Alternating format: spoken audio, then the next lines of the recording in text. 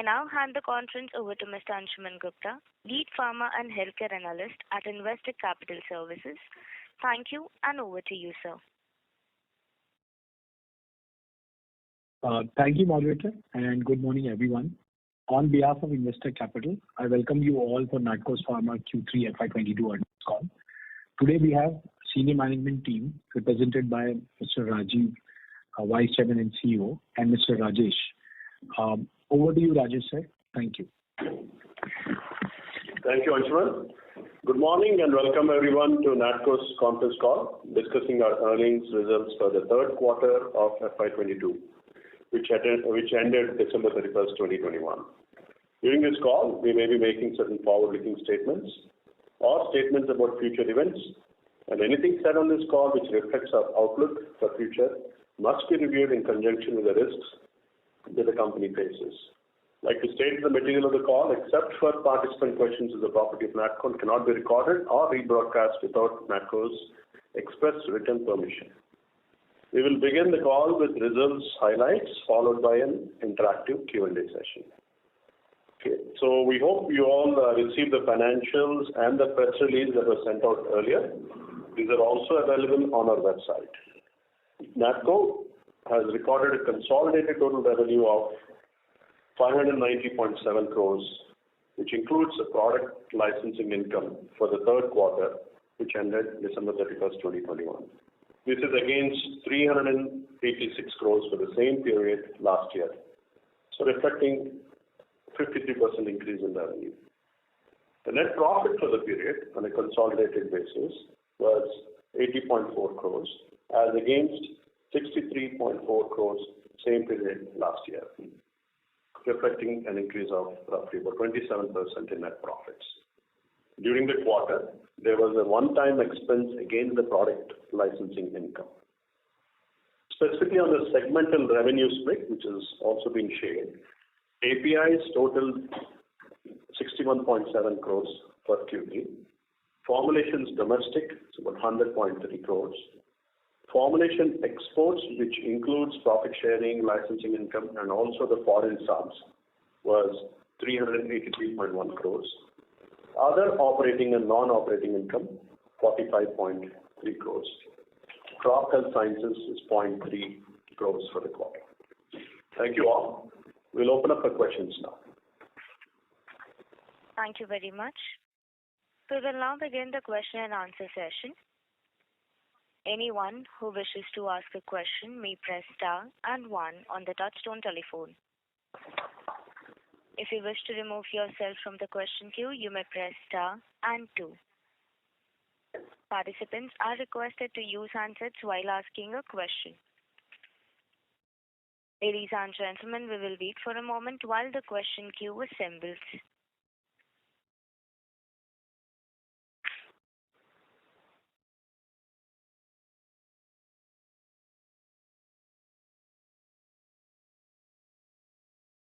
The first question is from the line of Tarang from Old Bridge Capital. Please go ahead.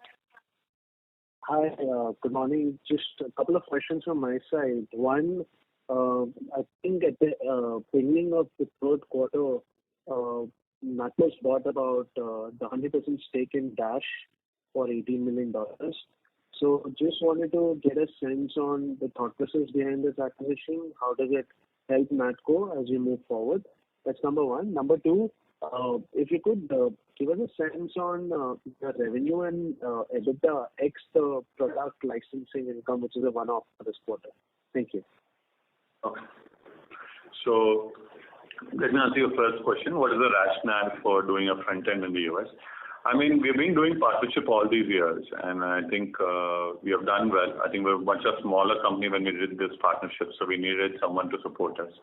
So I think the strategy now is for the plain vanilla generics, I think we want to do our own front end. For complex generics, we want to continue to do partnerships. I think that's what we're thinking. So we needed a front end. I think Dash came along and came at a very reasonable valuation. So we thought, I think it's a high time that we start doing our own front end. I think the value clearly is that, as business gets more and more difficult, as you know, it'll be better to keep most of the economics with us as opposed to sharing, because there's not much to share anymore. And that's the reason why we did the acquisition. and also it allows us to brand ourselves in the front-end market and we're moving up the value chain. Okay, that's answering your first question. The second question was, what is the difference in the EBITDA if you remove the licensing income? The licensing income covers most of it, most of the expenses. I think our run rate of revenue is similar to what we had last quarter. I can't tell you exactly what the numbers are, but I think it's continuing the same way. I think the difference essentially is from the licensing income, because we did a licensing income with a particular partner who gave us a reimbursement of certain expenses, and that's the reason why he had this one-off. So I think to answer your question directly, I think there's no difference between last quarter and this quarter in EBITDA. Got it. If you remove the one. Got it. Just to step back on the first question, right? I mean, given that your strategy is pretty straightforward about plain vanilla generics and wanting to do a front end there, right? Would you rather not be better off actually partnering with someone who has a broader portfolio in the front end, rather than having your own front end with a limited portfolio? I think that's what we're trying to see. Problem is a chicken and egg question you're asking me. See, basically what happens is, when will I get the broader portfolio unless you start something, isn't it? I think this is a long journey, my friend. I don't think the payoff of this asset will happen anytime soon, because all the products that we have right now are all licensed, and they all have 5-year, 7-year contracts. So we can't really get out of those contracts, right? So we can't get the ANDAs back. So clearly, in the near term, it's only ANDAs for which we are filing now, where let's say launch will happen 5 years, 7 years, or 8 years later. That's when we get the payoff. Partnerships and all, there's not much to share, honestly. I mean, US has become extremely difficult. There's not much to share. Like nowadays, if you do a product, it's even hard getting licensing deals now. Once there are more than 3 or 4 generics, it's very difficult to get licensing deals. There are a lot of ANDAs which are sitting with us for which we don't have a licensing deal. And even if you don't have a licensing deal and you want to go direct also, there's no margin. Yeah? So that's how hard the business has become. So this licensing model where there's a lot of competition doesn't work. I think that's more or less what we have come to. I think sad but true. That's what it is. Complex and sole generic, yeah, it works. What you're saying might work, but somewhere you need to choose your own destiny, right? I mean, you got to make your own destiny, so to speak. So I think you have to make that call. I think you have to make that call. I mean, I've been deferring the decision for many years. I think now I decided I think we should do it. But I think again, there's a certain nuance to it. If it's a very expensive ANDA where there's like the expenditure is like 10 million, 20 million type of R&D expense, that we want to outsource. Partner out. But for the simpler ones, we'll do it ourselves. Okay? Got it. Thank you. Thank you so much. Next question, please. Yes. Thank you. The next question is from the line of Ahmed from Unifi Capital. Please go ahead. Thank you for the opportunity, sir. Just one question. How is the competitive scenario in Canada for Revlimid, considering how the market share gains and the pricing erosion? Price erosion has been, top of my head, I don't remember, Ahmed, but it's been quite anticipated, because there's been, as per anticipation, it's been fairly competitive. I will not say there's some margin. We have done well. I can't recollect the market share, but I think we have done well. I think we have done well. That's all I can say. I give you more color to it, I think, once when we just launched it last quarter, so we're not having clarity on how much market share we have. But we have done well, and I think and the subs are done well. So both Canada sub and Brazil sub have been profitable this quarter. So I think the Canada sub has extremely done well, partly because of Revlimid. So overall, I'm happy.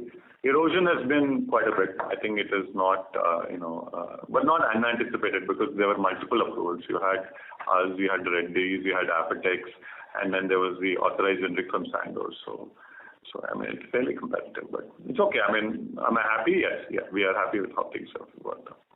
Okay. And sir, what was sequential jump we have seen in the export formulation business from 190 crore to 380 crore? Is it mainly because of the one-off licensing income? It's partly because of the one-off, yes. Absolutely correct. Okay. Fine, sir. Thank you. Next question, please. Thank you. The next question is from the line of Ankush Agarwal from Surge Capital. Please go ahead. Yeah. Hi, sir. Based on the comments that you made around the Canada market for Revlimid, and since our launch for the US is very near, so how do you think that would play out, given that there are same kind of competition? I mean, all the players that you mentioned, Canada are gonna be launching in US as well, right? So how do you see that playing out based on our experience on the Canada side? I think there's a difference in your US and Canada. So US, I think we are going to be the first generic, and we're going to be the only generic. Okay, that's the start. Okay, right? And so I think that's probably the biggest difference.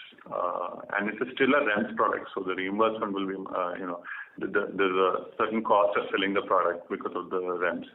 So it will be a little more different from Canada, where it was all the generics came in at the same time, so which is different from US. Right. But after the 180 days, the competition would come, right? Like how it is in Canada.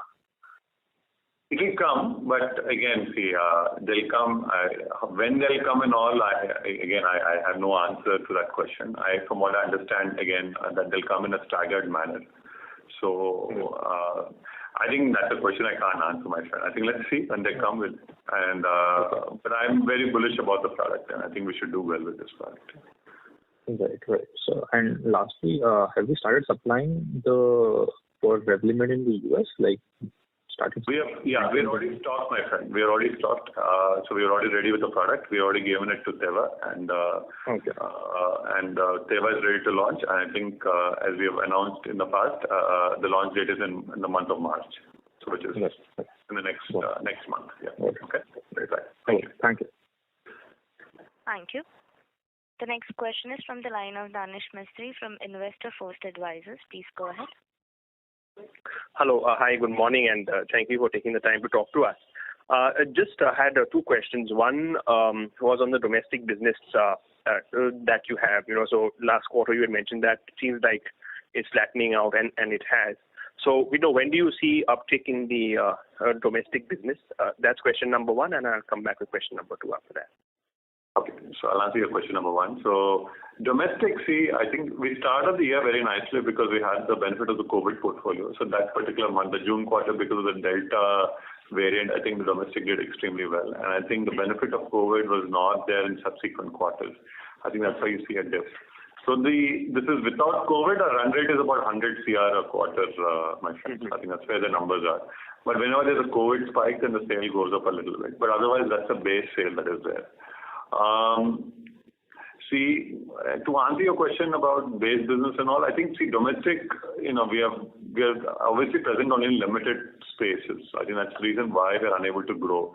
I think it's something that we have been working very hard on. So I think we have a good portfolio. I think things are stable. Okay, let me put it. Things are stable, and then we tend to have these one-offs because of COVID. So overall, the business has done well, but I think the predictability of business is not there as much as people like in your market like to have. Yeah, so that is there, and we're trying to address that by expanding the portfolio. And so that's one answer. Does that answer your question? I was trying to understand more on the onco side because I remember, basically because of the COVID lockdowns, a lot of patients could not kind of go for their. Stable. Onco has been stable, my friend. I think onco has been relatively stable. I think we are happy with how onco has done. All the price erosion, all the COVID issues have been resolved. But see, this COVID is a tricky one. Yeah. So I mean, for example, January was a bad month. Because of COVID, the impact of it, was it as bad as, let's say, like in Delta, but hospitalization was a lot less because, it was obviously not as bad as Delta, but obviously there was some impact for a few weeks.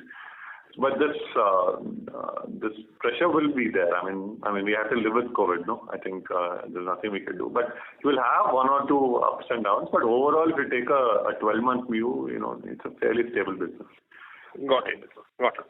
Okay. Understood. And got it. And the question number two was essentially with regards to your agrichem business. If I see your segmental results, you've had a 10 crore EBIT loss. Which is there. So is that on account of salaries or is there some other one-off expense? And does that equate to the other expenses jumping up from 8 crores last year to about 24 crores this year? We are losing money in agro. There's no way of two ways of saying that. And that's consistently we are losing. And we're losing about 10, 12 crores a quarter. See, I think the launches that we anticipated didn't happen, as you're aware. So I think this division, and I think that's the reason why we're getting a lot of pressure on our base earnings. So, and I think this won't get better. I think conservatively, our big launch of chlorantraniliprole won't happen because court decision is unresolved.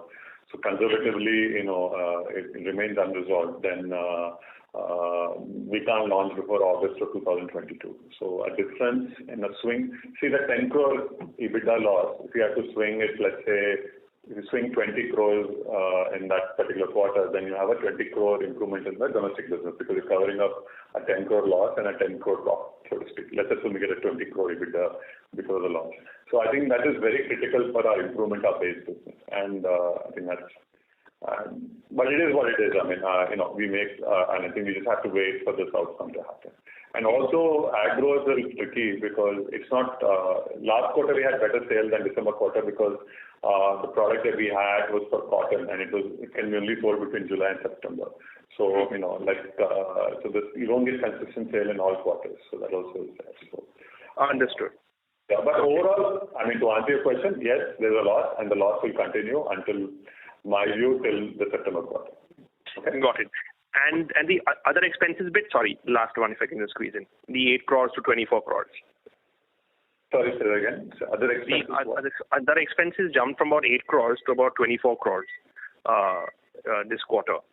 So just wanted to check the reason behind that. 8 crores to 24 crores. Yeah. Not 8, my friend. It's 247. I think 88 crores. Yeah. Okay. I may have got the yeah. Yeah. No, this is related with that one-time ANDA expenditure. No, I think we have explained that at the beginning of the call. The general expenses are in that same region and in the same 100 crores per quarter kind of region. There is a one-time expense related with that particular product. Okay? Okay, got it. Great. Okay, thank you so much. Thank you very much. Thank you. Thank you.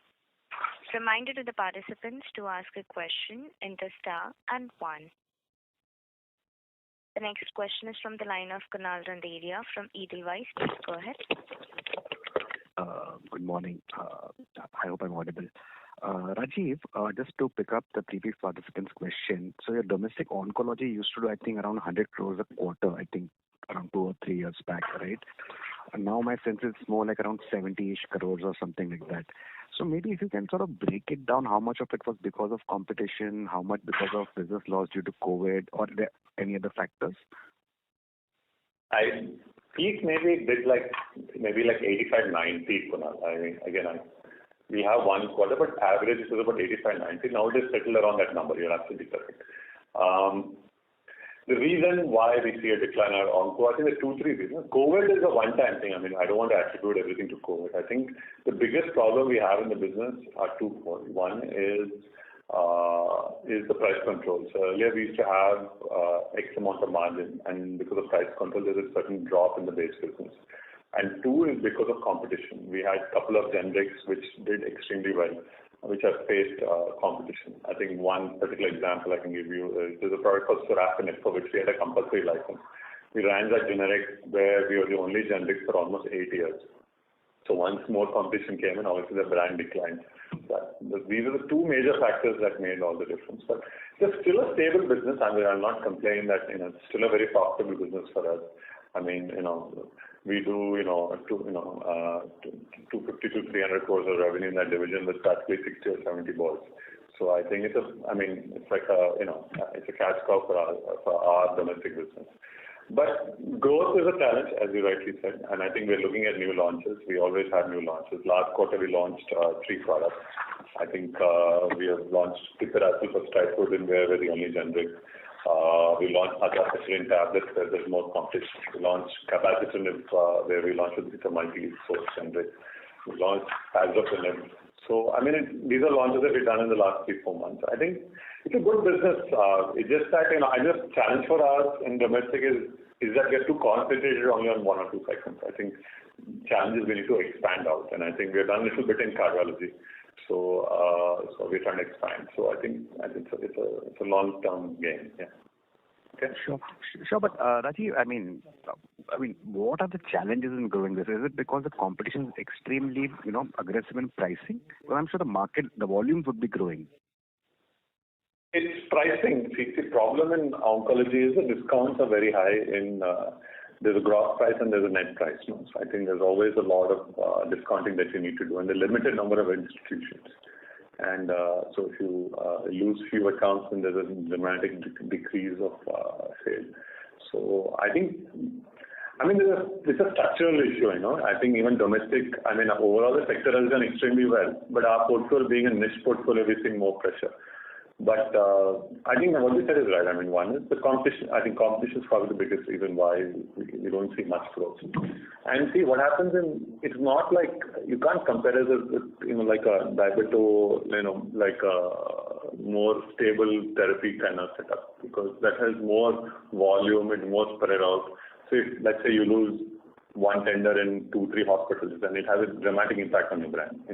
It's not like in an antibiotic or a cardiology product where the prescriptions are more widely written. So then the volatility of earnings is not as much. So I don't know if that answers your question, but yeah, that's broadly. I think that's how I would judge that business. So I think how do you get out of this? I think the way you get out of it is you expand your therapies, and I think that's the only way you can grow. Sure. Just one accounting question. So how should we sort of assume? Should we sort of assume some profit share from Revlimid in the fourth quarter, or will that come from Q1 FY23? The launch is in Q4, so there's no doubt about that. So there'll be some, hopefully there'll be some profit share in March, and then every quarter we'll be getting profit share thereafter.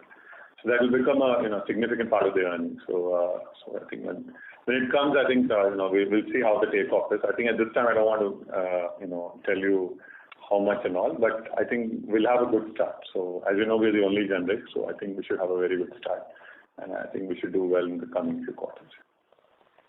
Sure. Thanks, Rajiv. A few more. I'll get back in the queue. Sure. Thanks. Thank you.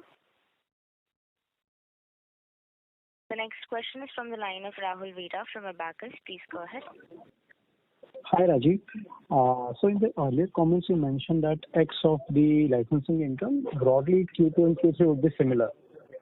So now, if we do a little bit of reverse calculation, whether it's Revlimid Canada or Afinitor or Zortress, then there's been no impact of any of these molecules. So again, just trying to understand what is the cost too high of these molecules on the domestic and the other businesses have gone down, which have just been offset by these launches. So the question is why the business is not growing. Is that the question? Yeah, even after the launches.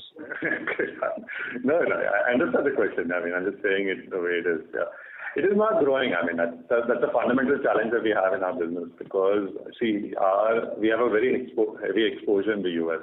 And we have seen like the products that used to make good money for us are not making as much money they used to. For example, doxorubicin used to be 100 crore profit share every year. So that has dropped dramatically. So because of more entrants. So we're seeing more competition in other smaller products. So that's the nature of the business. That's all I can say. I don't have an answer to your question.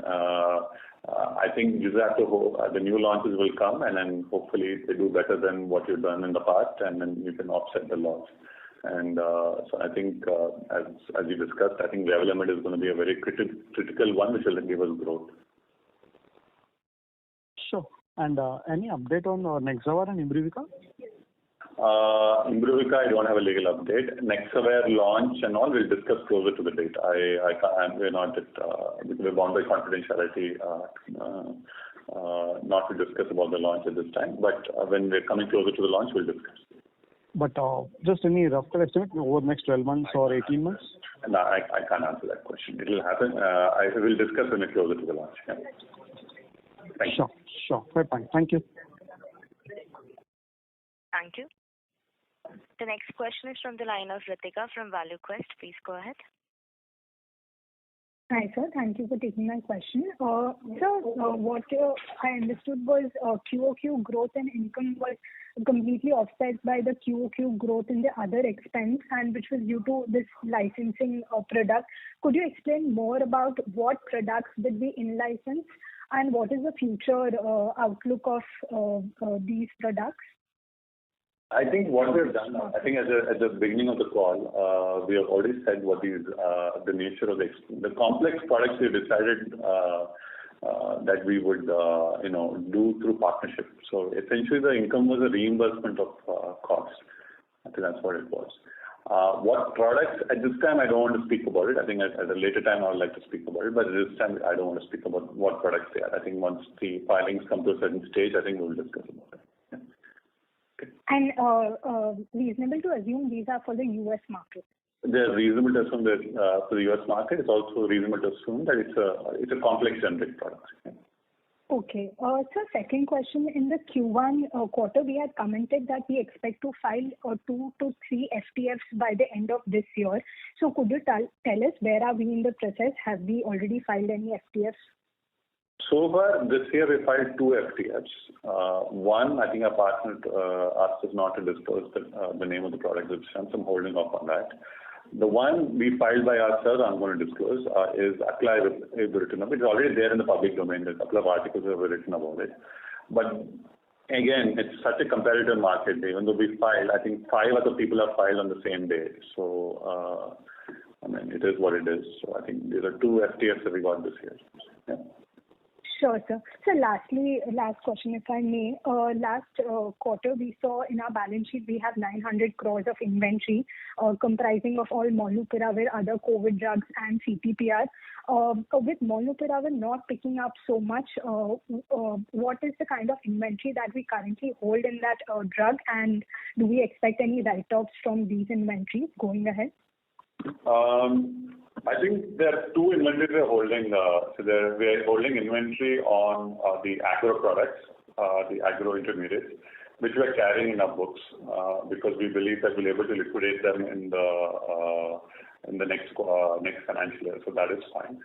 COVID, yes. I think we're sitting on a lot of inventory. Some we're able to sell, some we're unable to sell.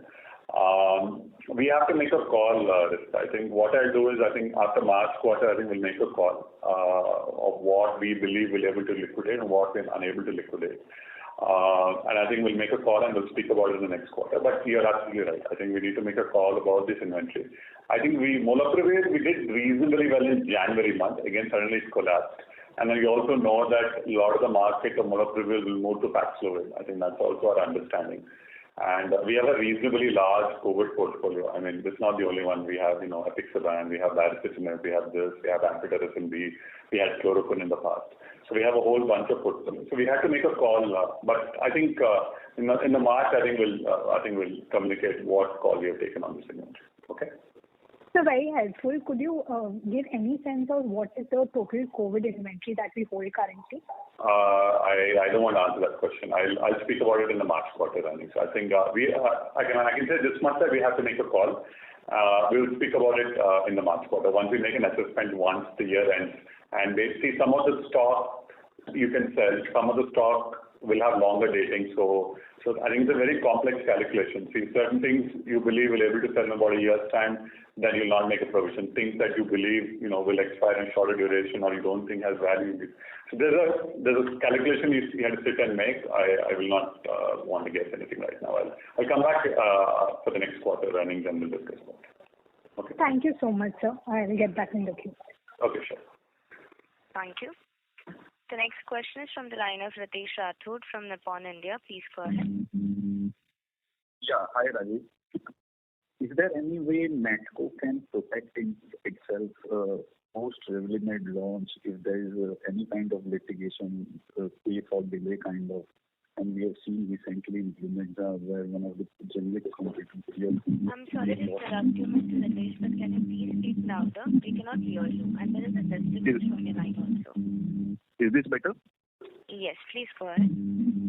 Yeah. Is there any way Natco can protect itself from any sort of litigation post-Revlimid launch? We have recently seen in Lumidza where one of the generic peer had to pay for the delay for launch kind of, which was a huge amount. So How do you protect this profit pool which will be getting from such litigations which may arise after 2 years or 1 year of launch? I think we've been legally advised that I think the deal passes muster. And secondly, ANDA is owned by Teva, as you're aware, and I think this question is better directed at Teva. Yeah. Thank you. Okay, thank you. Thank you. The next question is from the line of Prakash Agarwal from Axis Capital. Please go ahead. Yeah, hi. Thanks for the opportunity. My question is one clarification. So the licensing income and the cost that has gone up Q and Q, so they are both related to the same products? Correct. Yes. Okay. So basically you got in a partner who will reimburse those expenses? Yes, correct. Yes. Okay. And it would be currently under what, development stage, or it is nearing filing? Some we have filed and some are in close to filing. Yes, both. Okay. So it's a handful of products, you say? It's about 3 products. Okay, understood. And in terms of, the big ticket launch, obviously we have Revlimid coming, but and then you spoke about couple more. But, assuming, Revlimid is a blockbuster for, say, maybe next 12 months, maybe 24 months, and maybe thereafter, what are the other known variables we have in terms of bigger products? I think we have been talking about complex filings in the last 3-4 years. In terms of what we have publicly disclosed at this time, I think the first 2 files we have, I think that they're on our website, and I think Andrew is the major one. And I would say we have spoken about Revlimid, and I think we have Sorafenib, we have Nexavar, we have 180 days. Carfilzomib, we have 180 days for one strength, and other strengths we have shared 180 days. And then Imbruvica is there. And then we have Tracleer, we have first to file for the TFOS formulation. Yondelis, which is Trabectedin, which is our JV with Sun, we have first to file, shared first to file. And then Imbruvica, I think already said. So these are the major ones that we have. They all staggered out. I think we have not disclosed the dates, but these are staggered out in the next few years. So our exports seem to be quite on track and with very good, strong growth visibility. I just wanted to understand, outlook for the India business, which has seen some ups and downs, given that, Hep C also down, oncology also down, and now a little bit stabilizing with some COVID portfolio. How do we see the growth going forward? What are the steps we are taking? And do we still plan to use some cash to scale up the business, or is there other thought to that? We are, in a way, trying to strengthen our domestic business, and I think we're trying to find an acquisition which can bridge the gap. So we're seriously looking at a branded generic portfolio to acquire. Now that we have plugged the US front-end gap, now we're looking to plug the gap in the branded generic portfolio as well. So we're looking hard for an acquisition. Hopefully we'll be able to get something in the next few months. I think we're trying very hard. We're looking at 2-3 acquisitions. Now we have the cash in the books, and we're expecting some cash flow in the next few months. So I think we're looking at some opportunities. I think we'll be able to bridge the gap. I think that's where we are. And these would be like, more like the chronic portfolio that you're looking at, which are more, sustainable, or how? What are you thinking in terms of building that? In terms of more sustainable, established brands, which would allow us to, have more, predictable, revenue. I think that's what we're looking at, those type of acquisitions. Okay. And any other areas you are looking at in terms of deployment of the cash that you would be generating over a period of next 12-24 months? This is probably the biggest one. I think this is what I want to see, Prakash. It's very, we have something good that's going to happen, and we're going to use this cash. It lasts however long it lasts. I don't want to give any timelines on that. But we will use this cash wisely to to build a more broader portfolio in terms of more sustainable and more critical cash. So I think that's more or less what we're looking at. We're looking at different acquisition targets. I think once we reach a stage where we are close to an asset, I think we can discuss what we are able to do. But I think we're actively looking for it.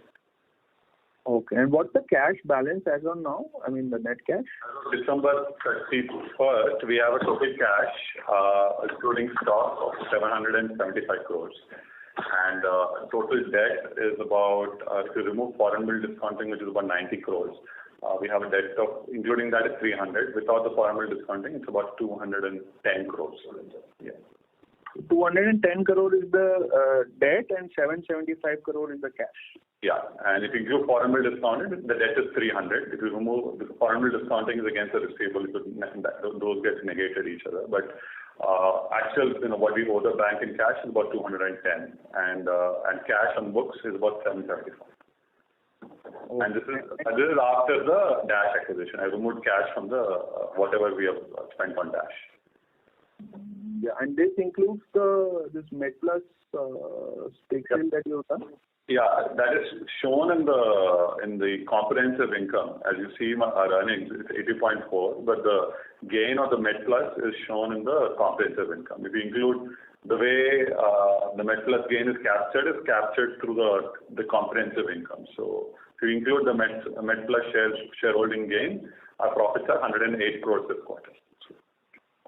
Okay. And is there any other, any remaining stake in MedPlus remaining? We still have like 325,000 shares of MedPlus sitting in the books and is reflected in the cash balance. Okay. Okay, sir. Got it. Thank you so much.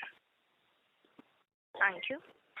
The next question is from the line of Nitin Agarwal from DAM Capital. Please go ahead.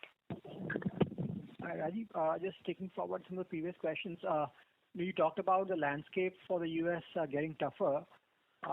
Given the fact that our business model historically has been built around doing complex filings, how do you see the landscape for these kind of opportunities over the next few years? Are there enough of these $50-100 million opportunities around, or they're very difficult to come by? I mean, how are you looking at it? There are opportunities, Nitin. It's harder than before. Obviously, clearly it is harder. And I think there are opportunities. I think you need to take a global approach to these opportunities. You should not completely bet on the US. You need to look at multiple markets so that the R&D expenditure that you're incurring is spread out over multiple markets. The return on capital is much better. But the US is hard, clearly, Nitin. I think the US is extremely hard now. And I think you need to have a more diversified geographical spread. I think I've been saying this for many years, and I think especially in the last 2 years, I've been very vocal about this. That US as a business model has become extremely difficult, and I think that's why we have propped up our other subs. I mean, Brazil and Canada has done extremely well. If you look at our Concall numbers, a significant part of our profitability is coming now from subs in Brazil and Canada. So both the subs have been profitable. So some of the margins captured in India and South Korea, and some of the margins captured in the south there. So clearly, I mean, this is the way the world is going to be, and I think very clearly, you need to have a strong strategy which takes you out of the US. Even though you're present in the US, you need to have a strong strategy which takes you out of the US. Otherwise, this decade is going to be very hard. This is my personal view, but yeah. So if I to sort of take that for a little further, so if you say we're talking about $100 million product hypothetically, where you're saying you need to have a pan global strategy. Typically, in products like these, how would a split be? How much US would be, for example, 50% would be US, 60% would be US, and then you make the balance in the non-US geographies, or how do you think opportunities like these will crystallize in general? I mean, how do you want to look at it? See, I'll give you an example just giving a simple mathematical example so that you understand. If you look at earlier, people would spend, let's say $100 on developing a product. They would either do it in India and US, and they would have been very happy because that would cover 70-80% of your balance sheet revenue. And if you got these two markets right, you were very happy. But now what has happened is US is not giving you the return that you want. So at least if you leave out US and India, you need to find 4 or 5 other countries where you can monetize your assets. What are these countries? We found Brazil, we found Canada, and maybe one big Western European country which were not present, and maybe a little bit in ROWs, like Indonesia, South Africa type of countries. So you need to have a model which diversifies you from India and US, and you include like 7 middle income or high income countries, where you have a reasonable presence, so that whatever you're spending, you get a little more return on your capital. Because if you look at the Indian generic model, it's primarily a US, India driven model, and I think we need to get out of that and I think build a model which is more global, which is a lot of guys are doing now, I think, but more strongly than before, I think, clearly. I think that's the only way this business is going to work. On China, where are we? Has there been any progress on our China initiatives?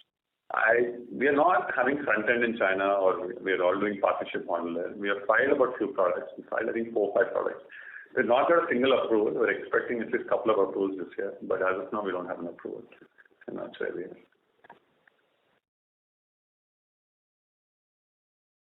Okay? Thank you. Thank you, Linda. Yeah. Next caller, please. The next question is from the line of Ravi Purohit from Securities Investment Management. Please go ahead. Hi. Questions have been answered. Thank you. Sorry? All my questions have been answered. Thank you. Okay. Thank you, Ravi. Okay.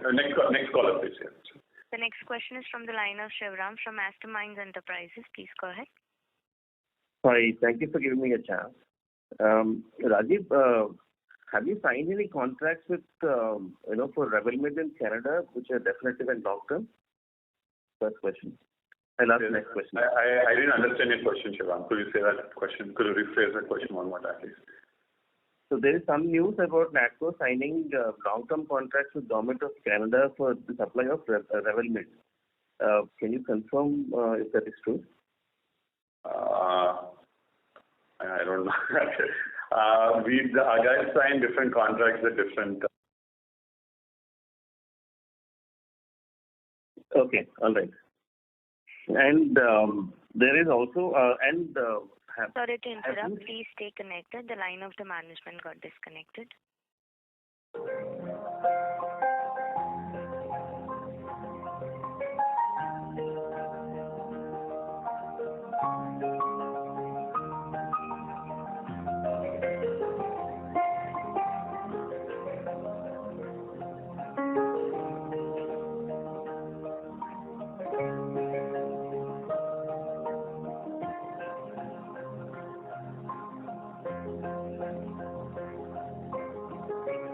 आपण ज्या व्यक्तीसोबत बोलत आहात त्या व्यक्तीने आपला call होल्डवर ठेवला आहे. कृपया लाईनवर राहा.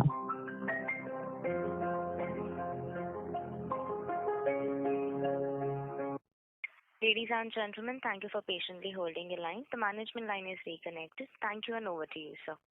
So I apologize for the disconnect. I think the call just dropped off. So the question of the gentleman was, have you signed contracts with Government of Canada? I think Canada works on a provincial basis. I think our guys bid in different provinces and they win different contracts in different states. That's how it works in different provinces. I think there's like routine tender stuff that happens. I can't specifically say that, top of my head, I can't recollect which particular province they won, some they have lost. So, but I think this is something that happens on a routine basis. That makes sense. Is that answer your question? Sure. Thank you. Yeah, thank you. Yeah, next question. Thank you. The next question is from the line of Nikhil from SIMPL. Please go ahead. Yeah. Hi. Am I audible? Yeah, go ahead. Yeah. Hi, good morning. Rajiv, one question just on the US part.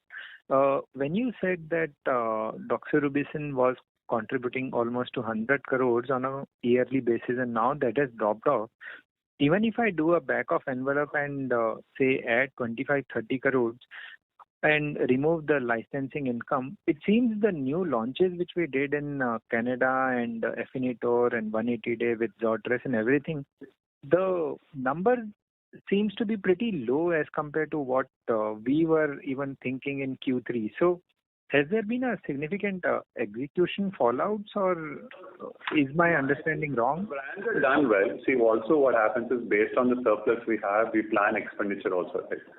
So I think that's what it is. And I think we have done, for example, we run 2 first to files the last quarter. And so there's a significant amount of R&D expenditure. So I think that's the reason why. You see, basically what you do is you look at the surplus that you have in this particular year, and then you budget how much surplus you're going to have. Based on that, you plan your expenditure. If you believe that you're going to have, let's say, 100 rupees of surplus, then you say, okay, fine, I'm going to spend 30 rupees or 40 rupees on, R&D, which I'll expense in my balance sheet. And that's the reason why, for example, this particular product that we out-licensed, if we expense that completely on our balance sheet, then then we would have had a loss in the quarter. So I think you need to make those calls all the time, and I think based on the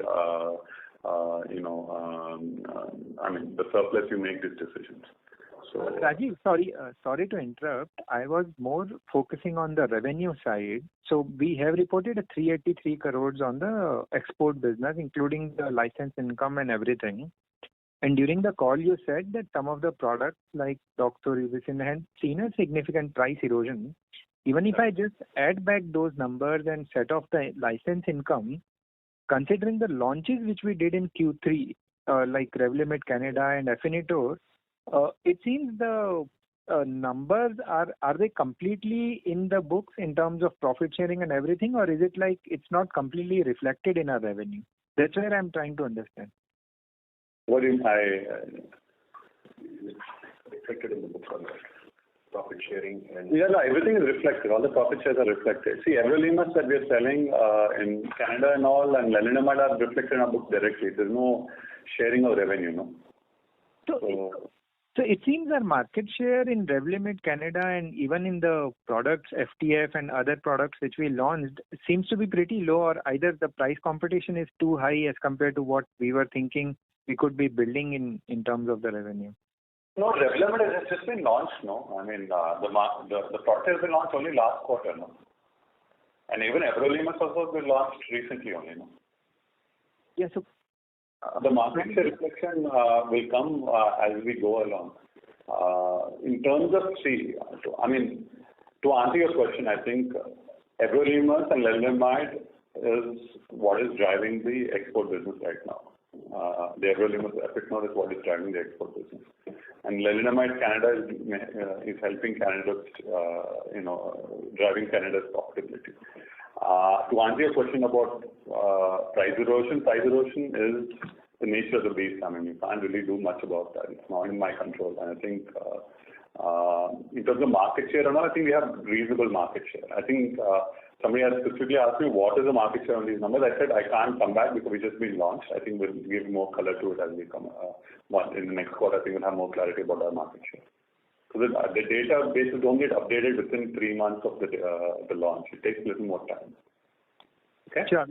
Sure. Lastly, on domestic side, in one of the participant question, you said that we will have to broaden out our therapy areas. And you mentioned that one is acquisitions which we are looking at. But parallelly, are we looking at something organically developing ourselves, or would the focus of new therapy addition be completely through inorganic route? Both organic and inorganic. So anything in the next 1 year in terms of organic side? Any new therapy area or division? We're sticking to these divisions only. I think we have some ideas. Typically, we don't reveal the pipeline on a call.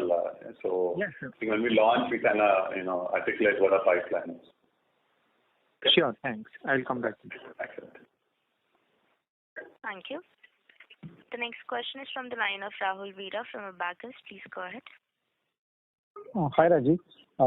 Again, now coming back to, if you consider X of the licensing income with an EBITDA 70 to 80 crores, what will be the share of US within this? I mean, just want to understand, because there will be limited contribution from the Tamiflu this season. So we're just seeing the base erosion in Doxil or Copaxone now, sir. What is the contribution of US you're saying, and what's the contribution of India in EBITDA is what you're saying? Yeah. I don't have that number or split. I don't have. Okay.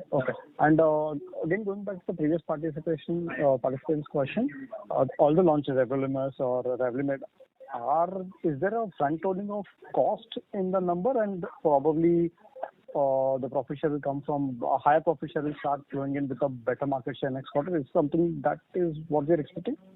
No, I'm not expecting. I think fairly the numbers are the way they are. And I think if you get more market share, then you get more sales and more profit share. But there's always pressure see, it's very tough to judge. I mean, what you're asking me is to predict revenue in the next few months for products where there's a significant number of competition. Honestly, I can't answer your question.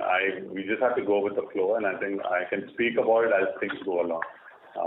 I can't make any predictions of revenue.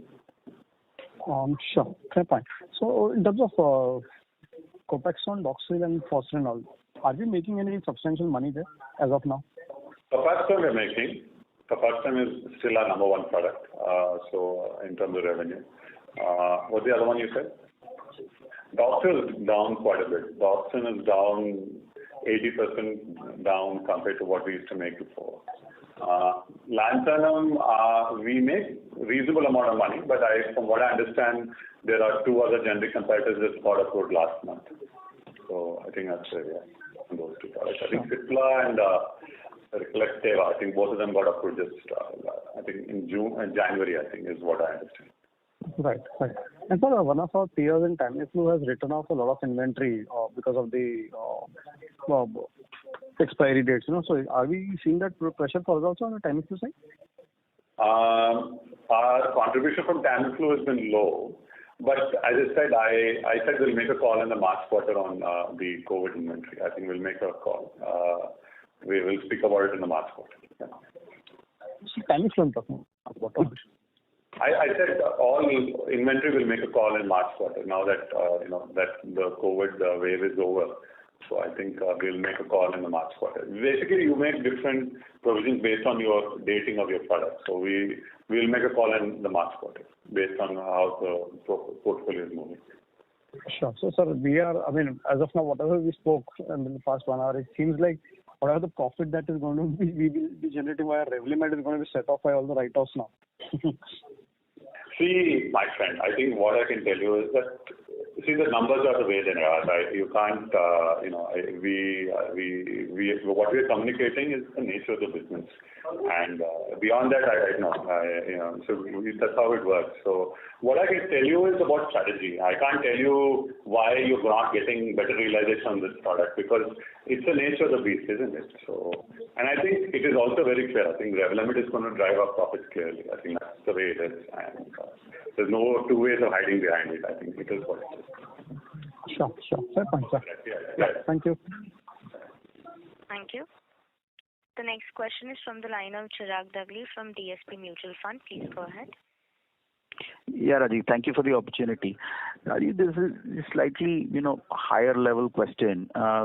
If you look at pre-Copaxone FY16 and versus, let's say the annualized run rate currently, we had roughly moved 1,000 crore sales to about 1,600 crores and EBITDA from 250, 260 crores to 360 odd crores, right? Of course, over the last 5 years, we've accrued reserves. But pre-Copaxone versus now, the base business has, not moved materially. And we are again at a juncture where, we are going to get windfall gains from another large product, Revlimid in the US. So the question there is, how different do you think the next 5 years are going to be for the base business versus the last 5 years? I think, if we look at our journey over the last 5-6 years, so we had windfall gains in both Tamiflu, we had windfall gains in Copaxone, and we're anticipating, some gains in Revlimid. So that's the nature of our way the business works, isn't it? So we've had the ability to deliver something every few years, which has allowed us to do something special. Doxil did well for a while; it was there, but that's the nature of the beast. The business. If you have a smart idea, you do very well with it, and it holds on for a while, and then it goes away. You just have to come up with a new idea. I think that's how it works. So, I think that's where we are. So, in terms of how the future holds, I think we are very acutely aware that we need to strengthen the base business. I think I mean, this is something we've been working on for the last 2-3 years. I think Brazil and Canada addition is part of that. We have built that business from scratch organically. Building a business organically takes 6 to 7 years, and I think we went through that journey in these markets. And our agro foray is also part of that, so that we can diversify our revenue, so that we're not so highly dependent on one-offs from the US market. I think this is what we've been working on continuously. The benefit of that you'll see in the next few years. I think by the time Revlimid tapers off in the US, I think we would have built large enough businesses in all these segments, so that when it tapers off, the base continues to be strong. I think that's continuously our endeavor, and this is what we've been working on. But when you try to build things organically, you won't see results like overnight. If you say, Rajiv, next quarter you show me 300 crores in a non-US revenue in this particular market, it doesn't happen like that. It takes time. See, a lot of the articulation that we do in terms of agro and all that, it's a process. I mean, what I can tell you is that this is what we're doing, and this is what we believe will launch will happen. This will happen in this particular month. So, and based on this particular event. So I think, to answer your question, I think this is what we've been working on. I think we are very conscious of what you said, and I think we're very clear that this has to be done, and I think we're working towards that. And I believe by the time Revlimid goes away, I think we'll have built this business to a significant size, so that the base is much stronger. Okay. Understood. And just the second one on CTPR, how many do we have approvals across multiple crops, etc.? Because I understand this product is sold across multiple crops. Do we need approval for all the crops before we start scaling up? I don't want to hazard a guess on that one, but I think we have approval for multiple crops. I think that's what I understand. Is that right? Yeah, when we register, it is applied for the multiple crops, Chirag. So we can immediately access the entire 1,400 crores market in India. Yeah, I think that's my understanding. Yes. Understood. Okay. Thank you so much. Best of luck. Thank you. The next question is from the line of Kunal Randeria from Edelweiss. Please go ahead. Yeah, Rajiv, thanks for taking my question again. Rajiv, just building upon one of the previous participants' question on complex generics. So it's not as if there are a dearth of products in the US, right? Some of the US companies have actually revealed their pipeline, right? Products like Risperdal Consta, Sandostatin LAR, and Spinvaga, and so on. So I'm just wondering, why is it that a lot of Indian companies which were developing it have not been able to sort of develop this? Because these can be very lucrative long-term opportunities. Okay, I'll answer your question. Why we're not revealing the pipeline? Revealing and all, you don't reveal at the time in R&D. You only reveal it when you reach the stage of filing. If you've done the clinical, you've done the filing with the ANDA, that's when people start revealing.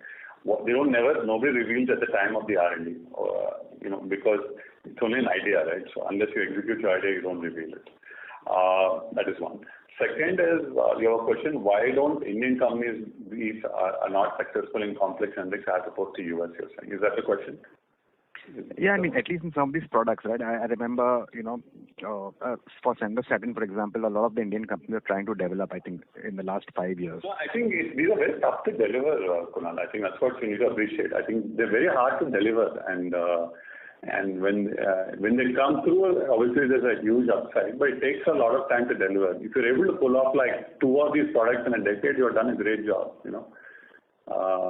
I mean, look at our own Copaxone success. I mean, we've done it 10 years before the actual launch actually happened, and now it's a fairly stable revenue stream for us.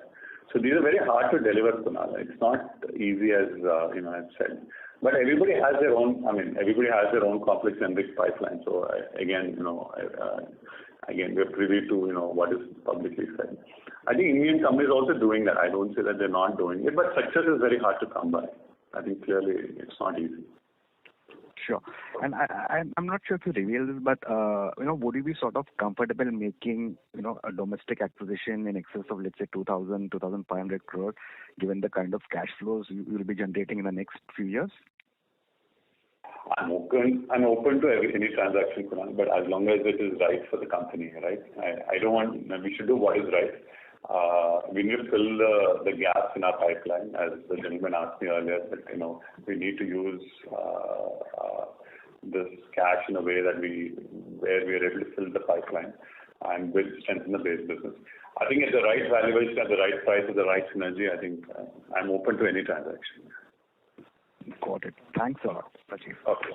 We'll take one final question and wrap it up. Thank you. The next question is from the line of Sai Pavan Kumar from an individual investor. Please go ahead. Thank you. Hi Rajiv, this is Surapeni Sai. I'm an individual investor in Natco for past couple of years. Sir, my question is, what I've understood from the other, almost my queries got answered, but one question I have, sir, futuristic. Next financial year we're going to have very good revenues from the Revlimid US. So, and you also said that the base of the business you're going to strengthen by the time Revlimid gets phased off, or you may have, and you also have staggered launches going forward in a couple of years. So, can I assume that the revenue what we're going to see in the next financial year is sustained for a couple of years, maybe next 3 to 5 years, sir? That's a question I can't answer, honestly, Pawan. I don't know. But we're hoping it will hold up for a bit. It's a reasonable opportunity. I think let's see how it plays out. Maybe how many years, sir? Maybe 2-3 years we can, maybe down the line, or 2 years? I will never make a definitive time commitment on how long it will hold up. It will be a good thing. It will hold up for a while. Again, I can't judge what the market dynamics are. See, I think that's all I can say. But the question I can answer is, what will I do with the money? I think the question I would like to answer is that, and I think clearly we have to use this money in a judicious manner, which allows us to strengthen our base business. I think that's essentially where we are at this time. Yeah. Got it, for sure, sir, and all the best, sir. Okay, right. Thank you. Thank you all. Thank you. Right. Okay, thank you, sir. Thank you very much. Again, the transcripts will be up when it's available. Thank you all again. Have a good day. Thank you. On behalf of Investec Capital Services, that concludes this conference. Thank you for joining us, and you may now disconnect your lines.